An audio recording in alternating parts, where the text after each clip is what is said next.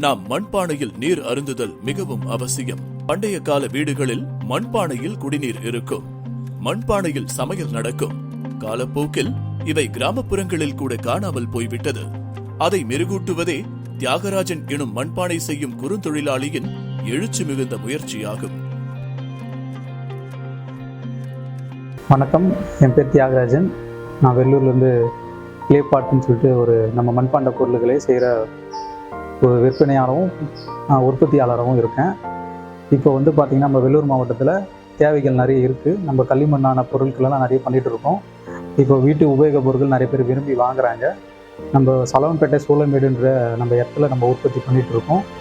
இப்போ பார்த்திங்கன்னா நம்மளுக்கு சீசன் ஒர்க் மாதிரி பண்ணிகிட்டு இருக்கோம். சீசன் ஒர்க்னால் நம்ம ட்ரெடிஷ்னல்து நம்ம விநாயகர் சதுர்த்தி, கார்த்திகை தீபம், அப்புறம் பொங்கல், அப்போது சம்மர் கலெக்ஷன் இதெல்லாம் பண்ணிகிட்டு இருக்கோம். மக்கள் எங்களோட பொருளை நிறைய விரும்புறதுனால அது மட்டும் இல்லை, இதை கற்றுக்க விரும்புகிறாங்க.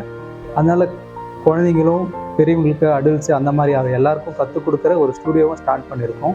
ஸ்டூடியோ பார்த்திங்கன்னா தி சைல்ட் சென்ட்ரிக் ஸ்கூலுன்னு சொல்லிட்டு காட்பாடியில் பண்ணிகிட்டு இருக்கோம். ஒரு என்ஜிஓ மூலிமா அவரோட சப்போர்ட்டில் நாங்கள் பண்ணிகிட்ருக்கோம். அதுவும் குழந்தைங்களும் சரி பெரியவங்களும் கற்றுக்குறாங்க. டிஜிட்டல் ப்ராஜெக்ட்டுக்கு நாங்கள் இப்போது இந்த புள்ளி mammoth, sabre tooth tiger etcetera அந்த மாதிரி நிறைய பண்ணோம்.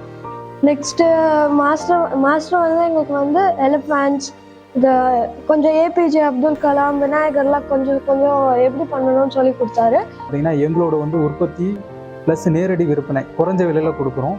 அது தி ஹரிஷ் ஃபுட் ஜோன்னு சொல்லிட்டு அங்கே பண்ணிகிட்ருக்கோம். நம்ம தனியார் மூலமாக பண்ணிகிட்ருக்கோம்.